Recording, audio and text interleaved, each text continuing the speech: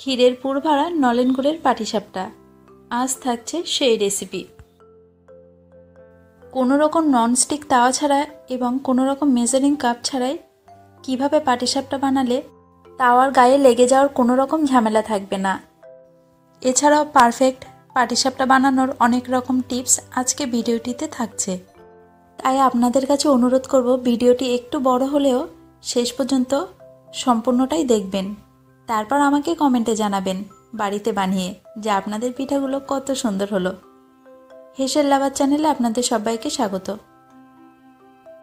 একটা মিক্সিং বোলের মধ্যে প্রথমে দিয়ে দেবো 1 কাপ চালের আটা, আর হাফ কাপ দেব ময়দা, আর 1/4 কাপ সুজি।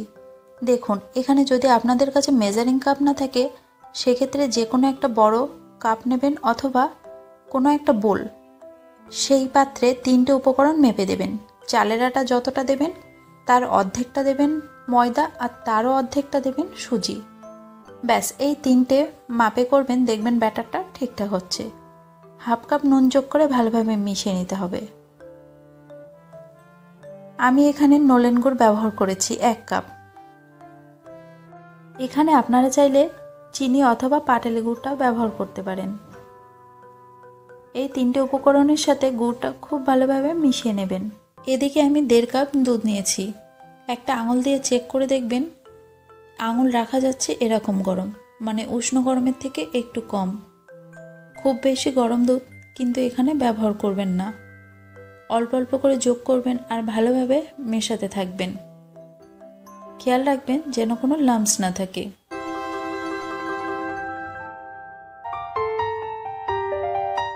কিছুক্ষণ সময় নিয়ে খুব ভালোভাবে ব্যাটারটা ফেটিয়ে নিতে হবে। আর পাটিসাপটার জন্য এরকম পাতলা ব্যাটারই বানাতে হবে। এবার ঢাকা দিয়ে রাখবেন 1.5 থেকে 2 ঘন্টা। আর যদি সময় না থাকে মিনিমাম 1 ঘন্টা রাখার চেষ্টা করবেন। এদিকে আমি ক্ষীরের জন্য নিয়েছি 100 গ্রাম গোবিন্দভোগ চাল, যেটাকে আমি 1 ঘন্টা মতো ভিজিয়ে রেখেছিলাম। এরকম একটা পাত্রের সাহায্যে চালটাকে ভালোভাবে বেটে নেবেন। আপনারা চাইলে চালটা মিক্সারেও দিয়ে নিতে পারেন, তবে একেবারে ঘুটে ফেলবেন না, একটু দানা দানা যেন থাকে।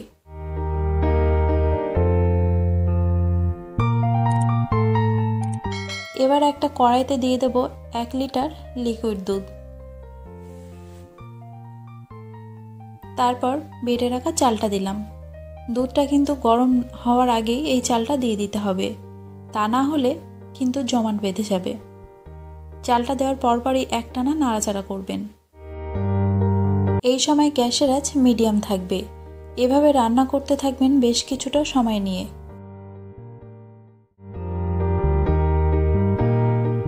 একটু চেক করে দেখবেন চালটা সিদ্ধ হলে নারকেল যোগ করবেন।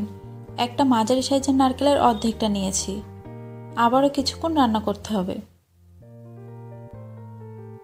এবার এর মধ্যে আমি 1 কাপ চিনি দিচ্ছি। আপনারা চাইলে এখানে গুড়ও ব্যবহার করতে পারেন। যেহেতু পাটিসাপটার পিঠাটা আমি গুড়ের করছি, তাই ক্ষীরটা চিনি দিয়ে করছি। কিছুক্ষণ আবারও রান্না করবেন এবং নামানোর একটু আগের মুহূর্তে 1/4 কাপ পাউডার দুধ দিচ্ছি।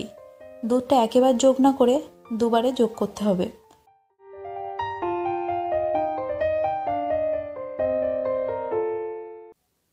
এভাবে আবারও কিছুক্ষণ রান্না করবেন। যখন দেখবেন ক্ষীরটা এমন আঠালো হয়ে এসছে তখন এটাকে নামিয়ে নেবেন। একটা পাত্রে রেখে ঠান্ডা হওয়া পর্যন্ত অপেক্ষা করুন।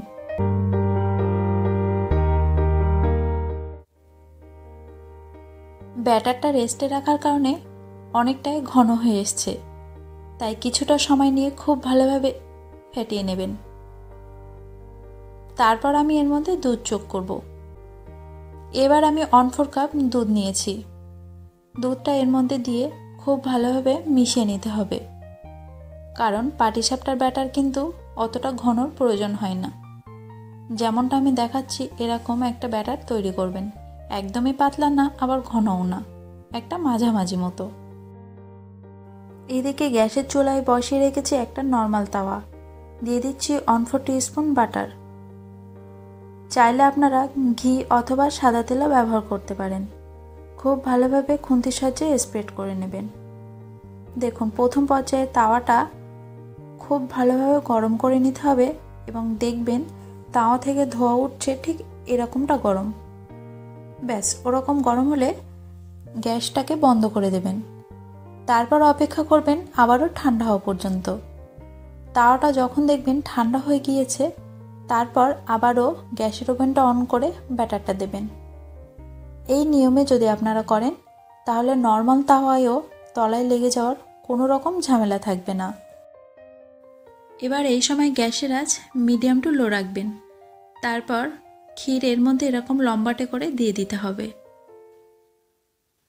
এছাড়াও আপনারা খেয়াল রাখবেন প্রত্যেকবার পিঠা দেওয়ার আগে তাওয়াটা যেন খুব বেশি গরম না থাকে, হালকা গরম থাকবে সেই অবস্থায় ব্যাটারটা দেবেন। কিছুক্ষণ পরে এভাবে রোল করে নিন। তৈরি হয়ে গেল খুব সুন্দরভাবে সহজেই পাটিসাপটা। এটা আপনাদেরকে ননস্টিক তাওয়ায়ও বানিয়ে দেখাবো। দেখুন, প্রত্যেকবার ব্যাটারটা দেওয়ার আগে খুব ভালোভাবে গুলে নিতে হবে, তা না হলে তলায় কিন্তু জমাট বেঁধে থাকে। আর এছাড়াও পিঠা বানাতে বানাতে একদম শেষ পর্যায়ে দেখবেন ব্যাটারটা ঘন হয়ে এসেছে। চাইলে আপনারা তখন খুব সামান্য দুধ অথবা পানিও যোগ করতে পারেন। একবার হলেও এইভাবে ক্ষীরের পাটিসাপটা বানিয়ে দেখুন, এর স্বাদটা কিন্তু অসাধারণ। ভিডিওটি ভালো লাগলে আমার চ্যানেলটিকে অবশ্যই সাবস্ক্রাইব করতে ভুলবেন না কিন্তু। দেখা হবে পরবর্তী নতুন কোনো ভিডিওতে। আপনারা কিসের রেসিপি দেখতে চান সেটাও আমাকে কমেন্টে জানাবেন, আর লাইক অবশ্যই করবেন।